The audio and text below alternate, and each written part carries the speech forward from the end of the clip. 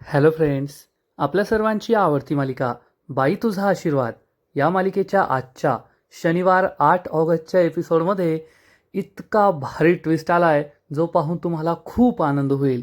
मग नेमकं घडलंय तरी काय? तर फ्रेंड्स, आजच्या एपिसोडमध्ये अवनीने चंद्रकांतचा प्लॅन सुपर फ्लॉप केलाय. महेश आणि स्वातीला ठणकावून सांगितलंय की हे माझं घर आहे आणि माझ्या घरात माझा आदर केला जातो. माझ्या शब्दाला मान आहे. देवी आईच्या शब्दाएवढाच बाईच्या शब्दाला मान आहे. माझ्या स्वप्नांना हे घर, या घरातली माणसं जीवापाड जपतात. आणि मग त्यानंतर विवान पोलिसांना घेऊन आला तर संपूर्ण दांगट कुटुंबाने चक्क विवानचे कपडे काढून विवानला उठाबशा मारायला सांगितल्या आणि विवानची चांगली ठासली. म्हणजे हा एपिसोड खूपच भारी होता. मग हे सगळं नेमकं घडलं तरी कसं, हे जाणून घेण्यासाठी हा व्हिडिओ शेवटपर्यंत नक्की पहा. फ्रेंड्स, आजच्या एपिसोडच्या सुरुवातीलाच महेश आणि विवान हे दोघे गाडीत बसलेले असतात. तेवढ्यात दत्ता महेशला कॉल करतो. महेश फोन उचलतो आणि दत्ता म्हणतो, ओ ज्युनियर देशमाने, एक आहे ना चांगल्या कपड्यातली बाई आली इकडे राजाच्या घरी आणि त्या राजाला आहे ना चांगलंच हिसकावलं. तो राजा आहे ना चक्क तुमच्या बहिणीला मारत होता. हे ऐकून महेश आणि विवानला जबर धक्काच बसतो. दत्ता सांगतो आणि त्या बाईने डायरेक्ट त्याला सांगितलं, अवनीवर हात उचलायचा नाही, लय डेंजर बाई आहे ती. महेश आणि विवान विचारतात, काय त्याने अवनीवर हात टाकला? दत्ता सांगतो, नाही हो, हात नाही टाकला, हात उगारला फक्त. पण तरीसुद्धा त्या बाईने चांगली जिरवली त्या राजाची. लय भारी बाई होती. आता तुम्ही टेन्शनच घेऊ नका, पहा ती बाई कशी ना अवनीला तुमच्या घरी घेऊन येते. विवान चिडून म्हणतो, बाबा, माझी बहीण नाही आहे ती. दत्ता म्हणतो, ओ दिलतुटे आशिक, तुम्ही पण आहे का तिथं? मी देशमाने, ज्युनियर देशमानेला बोलत होतो, त्यांची बहीण आहे ना. तर महेश म्हणतो, अरे बाबा, माझी बायकोची ती, मीच तिला पाठवलंय, मी पण येथेच थांबलोय. हे ऐकून दत्ता म्हणतो, अरा रा रा रा रा, अहो एवढी काय घाई झाली होती हो तुम्हाला लग्न करायची? मी आमच्या नमीचं लग्न तुमच्याशी करून देण्याचा विचार करत होतो आणि तुम्ही अशी बायको कशाला केली? महेशला खूप राग येतो आणि दत्ता म्हणतो, ते सोडा, आता आहे ना तुम्ही सुद्धा लवकरच या इकडे, म्हणजे तुमच्या बहिणीला तुम्हाला काय आमच्या घरी घेऊन जाता येईल. महेश सांगतो, अरे मी येथेच थांबलोय, हा सगळा सापळा मीच रचलाय, त्यामुळे मला अक्कल शिकू नको. हे ऐकून दत्ता खूप खुश होतो आणि म्हणतो, एक नंबर काम केलं बघा तुम्ही, आज आहे ना तुमच्या बहिणीला तुम्ही घेऊनच जा. महेश फोन कट करतो आणि दत्ता सुलू आत्याला सांगतो, आज काय धोंड्याची सून घरी राहत नाही, गेली ती कायमची तिच्या माहेरी. हे ऐकून सुलू आत्या सुद्धा खूप खुश होते. या दोघा भावा बहिणींना आनंद झालेला असतो. आणि इकडे अवनी स्वातीला घेऊन तिच्या रूममध्ये येते. स्वाती म्हणते, मला तुझ्याशी महत्त्वाचं बोलायचं आहे, आतमध्ये कुणी यायला नको. अवनी म्हणते, नाही, कुणी नाही येणार. स्वाती चिडून म्हणते, तुझा असेल त्यांच्यावर विश्वास, माझा नाही आहे. अवनी म्हणते, ठीक आहे, मी त्यांना जाऊन सांगते. अवनी बाहेर जाते आणि मग स्वाती लगेच तिच्या पर्समधून मोबाईल बाहेर काढते आणि महेशला कॉल लावते. हा सगळा स्वातीचा प्लॅन असतो. आणि इकडे अवनी बाहेर येते. राजा लगेच उठून उभा राहतो. अवनी राजाला सांगते, वहिनीला माझ्याशी काहीतरी महत्त्वाचं बोलायचं आहे, त्यामुळे आतमध्ये कुणीही आलेलं चालणार नाही. मी दरवाजा लावून घेणार आहे. यशदाला सांग की कॉफी आणू नकोस. राजा म्हणतो, ठीक आहे. अवनी ही आतमध्ये निघून जाते, दरवाजा लावून घेते. राजाला खूप टेन्शन येतं. आता काय होईल अशी भीती त्याला वाटत असते. अवनी रूममध्ये येते, दरवाजा लावून घेते आणि तोपर्यंत या स्वातीने महेशला कॉल लावलेला असतो. महेश आणि विवान त्यांचं सगळं बोलणं ऐकत असतात आणि स्वाती अवनीला जाब विचारते, तू हा सगळा जाच का सहन करतेयस? अवनी विचारते, जाच? कसला जाच? येथे मला जाच होत नाहीये. तर स्वाती चिडून म्हणते, अगं किती खोटं बोलतेस, मी माझ्या नजरेने पाहिलं, तो तुला मारत होता. महेश आणि विवान हे सगळं ऐकत असतात. स्वाती विचारते, तू का त्यांना वाचवतेस, का खोटं बोलतेस? अवनी म्हणते, अगं वहिनी, तुझा गैरसमज होतोय काहीतरी, त्याने मला काही मारलेलं नाहीये. तर स्वाती चिडून म्हणते, वा अवनी, किती खोटं बोलशील, म्हणजे या घरात आल्यापासून तू खोटं बोलायला सुद्धा शिकलीस आहे की नाही? त्यांना वाचवण्यासाठी तू खोटं बोलतीयस. माझ्यासमोर त्याने तुझ्यावर काठी उगारली, तुला सोलून काढील, उलटं टांगेल असं बोलत होता तो. तर अवनी सांगते, अगं वहिनी, उलट मीच त्याला काठीने मारत होते आणि ज्यावेळेस तू आली त्यावेळेस काही वेगळा विषय सुरू होता. तू अर्धवट ऐकलंस, अर्धवट पाहिलं, म्हणून तुझा हा गैरसमज झालाय. स्वाती चिडून म्हणते, हो का? मग तुझे जे व्हिडिओ येत असतात त्यात तू रडत असते त्याचं काय? अवनी विचारते, व्हिडिओ? माझे व्हिडिओ? कोण व्हिडिओ पाठवतंय तुम्हाला? आणि तेवढ्यात अवनीच्या लक्षात येतं, हो, सुलू आत्या आणि दत्ता काका व्हिडिओ पाहत असतील, पाठवत असतील. अवनी स्वातीला सांगते, अगं ते अर्धवट व्हिडिओ, त्याच्यावर विश्वास ठेवू नको, ती माणसं चांगली नाहीये. आणि एवढीच माझी काळजी होती ना तर मला एक फोन करून विचारायचा की अवनी खरंच तुला त्रास होतोय का, हे लोक तुझा छळ करताय का, जाच करताय का, तू रडतेस का? नाही, पण तुम्ही एका तिर्हाईक माणसाने पाठवलेल्या व्हिडिओवर विश्वास ठेवला, पण स्वतःच्या मुलीला फोन करून नाही विचारलं, कन्फर्म नाही केलं. स्वाती म्हणते, अवनी काय कन्फर्म करायचंय? तू कशाला हे सगळं लपवतीयेस? खरं खरं सांग ना. तर अवनी सांगते, वहिनी, जे नाहीये ते मी खरं खरं कसं सांगू?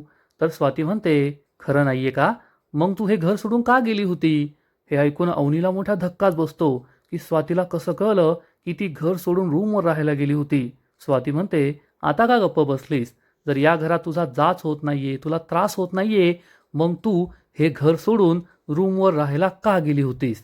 आता स्वातीला काय उत्तर द्यायचं हाच प्रश्न अवनीला पडतो. आणि इकडे राजा खूप टेन्शनमध्ये असतो आणि विचार करतो, आता जर यांनी स्वाती वहिनीला सांगितलं की हे लग्न खोटं आहे आणि स्वाती वहिनी यांना घेऊन परत घरी गेल्या तर काय करायचं? संपलं सगळं, असा विचार करून राजा खूप टेन्शनमध्ये येतो. आणि तेवढ्यात यशोदा तेथे येतो. यशोदाच्या मनातसुद्धा तीच भीती असते. यशोदा राजाला विचारतो, आता जर त्यांनी सांगितलं की त्यांचं हे लग्न खोटं आहे, त्यांची वहिनी त्यांना घेऊन गेली, त्यांचं दुसरं लग्न लावून दिलं, तर काय करणार आहेस तू राजा? राजाला आधीच टेन्शन आलेलं असतं, तो आणखीनच घाबरतो. यशोदा राजाला म्हणतो, राजा, मी तुला म्हटलं होतं, खोट्याच्या पायावर कोणतीही नात्याची इमारत उभी राहत नाही, उभी राहिली तरी जास्त दिवस टिकत नाही. राजाला खूप टेन्शन येतं. तो रूमकडे पाहत असतो, पण रूमचा दरवाजा लावलेला असतो. आतमध्ये काय घडत असेल हाच प्रश्न त्याला पडलेला असतो.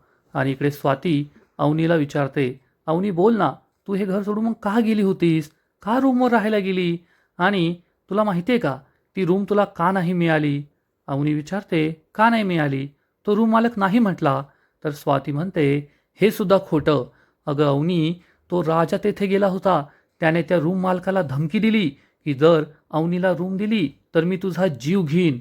हे ऐकून अवनीला जबर धक्काच बसतो. अवनी म्हणते, नाही नाही, राजाचा काय संबंध? तर स्वाती म्हणते, अगं खरं बोलते मी, राजा तेथे गेला आणि त्या रूम मालकाला धमकी दिली की अवनीला रूम द्यायची नाही, नाहीतर तुझा जीव घेईल. म्हणून तर त्याने ऐनवेळेस ॲडव्हान्स घेऊन किंवा ॲडव्हान्स परत करून तुला रूम द्यायला नकार दिला. अवनीच्या पायाखालची जमीनच सरकते. आणि अवनीला आठवतं की जेव्हा राजा माझ्याबरोबर तेथे आला तेव्हा त्याला ती कुत्र्याच्या भुंकण्याची बेल माहीत होती. मी त्याला विचारलं कसं माहीत, तर तो खोटं बोलला, माझ्या मित्राकडे सुद्धा अशीच आहे. मग रूम मालक सुद्धा म्हणाला, अहो तुम्हीच तर. आणि मग राजा त्याच्या अंगावर धावून गेला. हे सगळं अवनीला आठवतं. आणि स्वाती हे सगळं महेश आणि विवानला फोनवर ऐकवत असते. अवनी खूप दुःखी होते की राजा पुन्हा एकदा माझ्याशी खोटं बोलला. आणि मग स्वाती अवनीला विचारते, अगं अवनी, का लपवतीयेस? मान्य कर ना, या घरात तुझा जाच होतोय, तुझा छळ होतोय, खरं खरं सांग, आम्ही तुझी माणसं आहोत, आमच्यापासून काहीही लपवू नकोस. अवनी खूप दुःखी होते आणि म्हणते, खरंय तुझं वहिनी, या घरामध्ये माझा जाच होतोय, माझा छळ होतोय. हे ऐकून महेश आणि विवानला जबर धक्का बसतो. त्यांना हेच ऐकायचं असतं. स्वातीसुद्धा खुश होते. अवनी म्हणते, या माणसाने ना माझा मानसिक छळ लावलाय, माझ्याशी तो पुन्हा पुन्हा खोटं बोलतोय आणि मला या गोष्टीचा खूप त्रास होतोय. अवनी ठरवते की राजाला याचा जाब विचारायचा आणि अवनी रागारागाने रूमच्या बाहेर जाते. स्वातीसुद्धा तिच्या मागे मागे जाते. आणि इकडे महेश हा विवानला म्हणतो, विवान, अवनीने मान्य केलंय की त्या घरात तिचा जाच होतोय, छळ होतोय. तू आत्ताच्या आत्ता जा आणि पोलिसांना घेऊन ये, तोपर्यंत मी आतमध्ये जातो. विवान हो म्हणतो, गाडीच्या खाली उतरतो आणि महेश हा लगेच अवनीच्या घरी जायला निघतो. इकडे अवनी हॉलमध्ये येते आणि राजाला आवाज देते. तेवढ्यात राजा आणि यशोदा आतमध्ये येतात. राजा आणि यशोदा खूप घाबरलेले असतात. स्वातीसुद्धा बाहेर येते आणि अवनी राजाला जाब विचारते, राजा, तू का वागतोस माझ्याशी असं? अजून किती खोटं बोलणार आहेस तू माझ्याशी? राजाला काही कळतच नाही. आणि अवनी त्याला जाब विचारते, तू माझ्याशी पुन्हा एकदा खोटं वागलास ना, खोटं बोललास ना, मी हे घर सोडून जाऊ नये म्हणून तू त्या रूम मालकाला धमकी दिली, म्हणून त्याने मला रूम नाकारली आणि तू मला याबद्दल काहीच सांगितलं नाही. हे ऐकून राजाला जबर धक्का बसतो की हे अवनी आणि स्वातीला कसं कळलं. अवनी म्हणते, राजा तुला माहिती आहे, मी माझ्या स्वप्नांसाठी माझं घर सोडून आली आहे. माझ्या वडिलांच्या नजरेत पडले आणि फक्त मी हे घर सोडून जाऊ नये म्हणून तू माझ्याशी खोटं बोलतोय, म्हणून तू माझ्या स्वप्नांना लाथ मारतोय. राजा, मला तुझ्याकडून ही अपेक्षा नव्हती. खरंच तू खूप चुकीचा वागलाय, तू खूप चुकीचं केलंय. तुला माहिती आहे, माझ्यासाठी माझी स्वप्न सगळ्यात जास्त महत्त्वाची आहे. त्याच्यासाठी मी किती त्याग केलाय आणि तू माझ्याशी पुन्हा खोटं बोलला. तू असं का करतोयस राजा? राजाला खूप वाईट वाटतं. यशादा, स्वाती त्याच्याकडेच पाहत असतात आणि मग राजा म्हणतो, बस झालं मॅडम. राजा अवनीपासून थोडा दूर जातो आणि अवनीला सांगतो, तुम्हाला काय वाटतं, तुम्ही हे घर सोडून जाऊ नये म्हणून मी तुम्हाला तेथे जाऊ दिलं नाही, म्हणून त्या रूम मालकाला धमकी दिली? तर नाही, असं नाही आहे मॅडम. मी त्या घर मालकाला धमकी दिली कारण तो चांगला माणूस नव्हता, खूप वाईट माणूस होता. त्याची नजर वाईट होती. फक्त असं एक पॅम्पलेट वाचून कुणी रूमवर राहायला जातं का? मॅडम, आजूबाजूला चौकशी करायची असते. मालक कसा आहे, आजूबाजूचा एरिया कसा आहे, हे सगळं विचारायचं असतं. तुम्ही ती चौकशी केली नाही, ती चौकशी मी केली होती. मी आजूबाजूच्या लोकांना विचारलं तर त्यांनी सांगितलं, तो मालक खूप वाईट आहे, तेथे कोणतीच बाई टिकत नाही, त्याची नजर खूप घाणेरडी आहे. म्हणून मी जाऊन त्याला धमकी दिली आणि सांगितलं की त्यांना रूम द्यायची नाही. हे ऐकून अवनी, यशादा, स्वातीला मोठा धक्काच बसतो. पण अवनीचा विश्वास मात्र बसत नाही. राजा म्हणतो, आता तुम्हाला कसं सांगू? अवनी विचारते, खोटं बोलतोयस ना तू? राजा चिडून म्हणतो, अहो खोटं नाही बोलत आहे. कोणाची शपथ घेऊ मी? माझ्या आईची शपथ घेतो. खरं सांगतोय मी, माझ्या आईची शपथ घेऊन सांगतो. अवनी ही खूप दुःखी होते.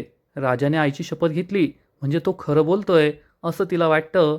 ती दुःखी होऊन खाली बसते आणि म्हणते, मग तेव्हा तुम्हाला का नाही सांगितलं हे सगळं? राजा म्हणतो, मी तुम्हाला सांगितलं असतं तर तुम्हाला पटलं असतं का? कारण तेव्हा तुमच्या डोक्यात एकच सुरू होतं, घर सोडून जायचंय, घर सोडून जायचंय. तुम्ही फक्त तेवढाच विचार करत होता आणि मी सांगितलं असतं तरी तुम्ही माझं ऐकलं नसतं, म्हणून मी असं केलं. आणि ठीक आहे, तुमचा माझ्यावर विश्वास बसत नाही आहे ना, हा एक नंबर आहे, एका बाईचा नंबर आहे. या नंबरवर फोन करून विचारा. ती मुलगीसुद्धा तुमच्यासारखीच त्या रूमवर राहायला गेली होती आणि ती तुम्हाला सगळं सांगेल की त्या माणसाने तिच्याबरोबर काय काय केलं. अवनी आणि स्वातीला मोठा धक्काच बसतो. राजा सांगतो, आता कसं सांगू तुम्हाला? राजाला बोलायला सुद्धा लाज वाटते. राजा उभा राहतो आणि म्हणतो, त्या माणसाने आपल्या घरात कॅमेरे लावून ठेवले आहेत, त्या मुलीचे घाणेरडे व्हिडिओ काढले आणि मग त्या मुलीबरोबर अवनी आणि स्वातीला जबर धक्का बसतो. राजा म्हणतो, अहो खूप घाणेरडा माणूस आहे तो, म्हणून तो तुम्हाला सुद्धा तेथे रूमवर राहायला बोलवत होता आणि तुमच्याबरोबर सुद्धा तो तेच करणार होता. म्हणून त्याला हाणला मी, त्याला धमकी दिली की तुम्हाला त्या रूमवर नाही राहू द्यायचं. हे ऐकून अवनीला जबर धक्का बसलेला असतो. अवनी रडू लागते. राजाने आपल्यासाठी काय काय केलंय हे कोठे आत्ता तिच्या लक्षात येतं. राजा अवनीला सांगतो, मॅडम, तुम्ही असं म्हणालात ना की तुम्हाला तुमच्या स्वप्नांची किंमत आहे, पण ती मला नाही आहे. उलट मला तुमच्यापेक्षा जास्त तुमच्या स्वप्नांची किंमत आहे. या सगळ्या प्रवासात मी तुम्हाला साथ दिली आहे आणि तुमच्या या स्वप्नांच्या आड मी कुणालाही येऊ देणार नाही आहे. तुम्हालासुद्धा हे लक्षात ठेवा.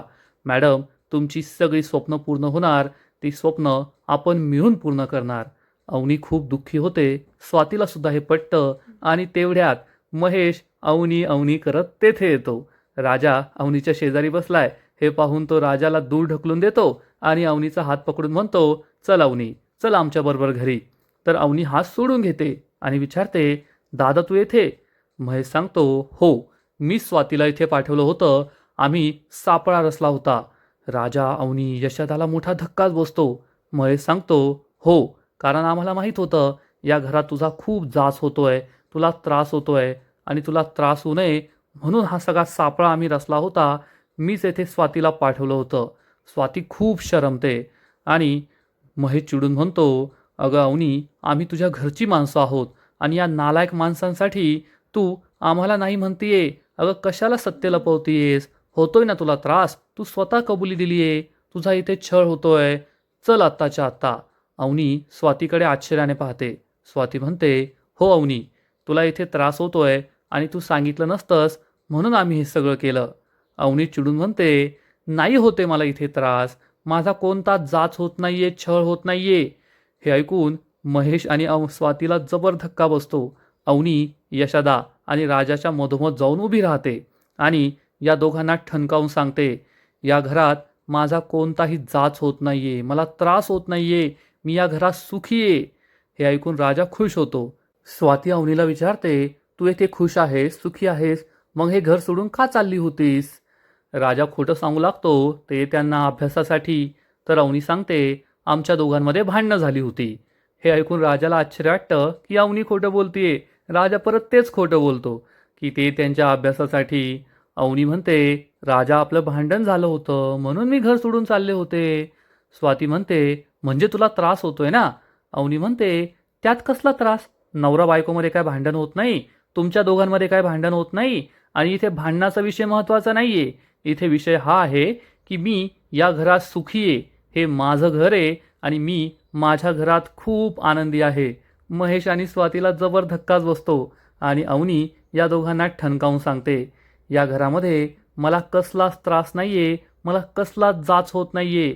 आणि एक लक्षात ठेवा की हे घर जरी छोटं असलं किंवा हे घर तुमच्या बंगल्यासारखं नसलं ना, तरीसुद्धा या घरात मला कसलाही त्रास नाहीये. आणि तुमच्या मनात अजूनही तो विमानच आहे का? तुम्हाला त्या विमानबरोबरच माझं लग्न लावून द्यायचं आहे, कारण तुम्हाला असं वाटतं की विमान खूप श्रीमंत आहे, त्याच्याकडे गाडी आहे, बंगला आहे, म्हणून मी सुखी राहील. परंतु जर एका बाईला सुखी राहायचं असेल ना, तर मोठी गाडी, मोठा बंगला, खूप पैसा अडका महत्त्वाचा नसतो. तर फक्त घर मोठं असून चालत नाही, तर त्या माणसांची मनंसुद्धा मोठी लागतात. जेव्हा मी तुम्हाला विवाहाचं सत्य सांगितलं की तो चांगला मुलगा नाहीये, तेव्हा तुम्हाला ते पटलं नाही. तुम्ही जबरदस्तीने त्याच्याशी माझं लग्न लावून देत होता. परंतु हे घर जरी छोटं असलं ना, तरी या घरातील माणसांची मनं खूप मोठी आहेत.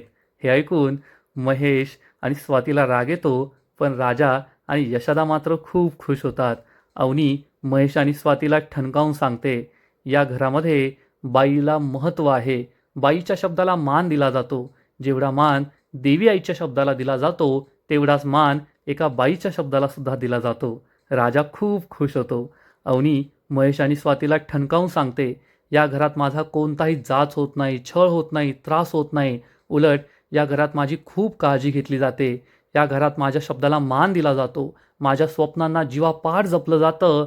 या घरामध्ये माझे सगळेजण खूप काळजी घेतात, मला फुलासारखं जपतात, मला कोणताच त्रास होऊ नये यासाठी प्रयत्न करतात. असं आहे माझं घर. अवनी या घराला माझं घर म्हणतीये. हे ऐकून राजा, यशोदा खूप खुश होतात.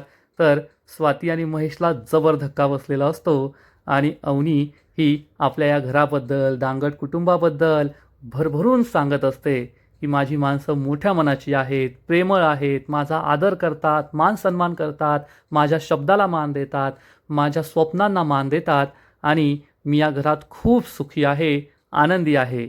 आणि हे सांगताना अवनीच्या चेहऱ्यावर खरोखर आनंद असतो, सुख असतं. आणि आजचा एपिसोड येथे संपतो. फ्रेंड्स, बाई तुझा आशीर्वाद या मालिकेचा आजचा एपिसोड खरंच खूप भारी होता, इंटरेस्टिंग होता. अवनीने स्वाती आणि महेशला जोर का झटका जोर से दिलाय आणि हे दोघे आता पुन्हा कधीही अवनीविरुद्ध कोणता सापळा रचणार नाही, एवढं मात्र नक्की. आणि राजा आणि यशोदा तर भलतेच खुश झाले, यात शंका नाही. फ्रेंड्स, या मालिकेचा आजचा एपिसोड तर खूप भारी होता, पण पुढील एपिसोड आणखीन भारी असणार आहे. आणखीन मोठा ट्विस्ट या मालिकेत येणार आहे. मग नेमकं घडणार तरी काय? तर बाई तुझा आशीर्वाद या मालिकेच्या पुढील एपिसोडमध्ये आपण पाहू की महेश आणि स्वाती अवनीचं हे सगळं ऐकून घर सोडून गेलेले असतील आणि थोड्या वेळानंतर विवान हा चक्क पोलिसांना घेऊन तेथे येईल. तोपर्यंत धोंडी अण्णा, धन्या, पाण्या हे सगळे घरी आलेले असतील आणि मग अवनी पोलिसांना सांगेल, या घरात मला कसलाच जाच नाहीये, त्रास नाहीये. पोलीस तेथून निघून जातील आणि मग संपूर्ण दांगट कुटुंब चक्क या विवानला पकडणार. विवानला समजणार आता आपलं काही खरं नाही, आता आपण गेलो कामातून. आणि मग संपूर्ण दांगट कुटुंब म्हणेल, आता तुला काय सोडणार नाही आम्ही. आणि धोंडी अण्णा, राजा, यशोदा हे सगळे मिळून चक्क विवानचे पुन्हा एकदा कपडे काढतील, विवानला बनियान आणि चड्डीमध्ये ठेवतील आणि बाळंतीण बाईसारखं त्याला डोक्याला बांधतील आणि मग सगळे त्याच्यावर हसत असतील, त्याची चांगली जिरवतील आणि त्यांनी फळ्यावर बाईचा मान कसा ठेवला जातो, तो किती मोठा असतो, हे सगळं लिहिलेलं असतं. जसं की विमान असं वाचतो, मी लई माजुडा आहे, मला पैशाचा आणि कॅनडाचा लई माज आहे, म्हणून मी आवडी मॅडमला हाडहाड केलं आणि मी त्यांना खूप त्रास दिला. यानंतर मी त्यांच्या नादाला लागणार नाही, मी तिच्या नादाला नाही लागायचं ठरवलंय, असं सगळं लिहिलेलं असेल. विवानला हे सगळं वाचायला लावणार आणि चक्क उठाबशा काढायला लावणार. म्हणजे या विवानची दांगट कुटुंब चांगली ठासणार आहे. त्यामुळे अवनीसुद्धा खुश होईल. हा एपिसोड पाहायला खूप मजा येईल, यात शंका नाही. तर फ्रेंड्स, तुम्हालासुद्धा ही मालिका आवडते ना? नक्कीच कमेंट करून सांगा. आणि बाई तुझा आशीर्वाद या मालिकेचे असेच नवीन नवीन एपिसोड, नवीन नवीन अपडेट सर्वात आधी पाहण्यासाठी व्हिडिओला लाईक करा, शेअर करा, चॅनलला सबस्क्राईब करून बेल आयकॉनवर क्लिक करा. म्हणजे या मालिकेचे नवीन नवीन एपिसोड तुम्हाला सर्वात आधी पाहायला मिळतील. खूप खूप खूप धन्यवाद.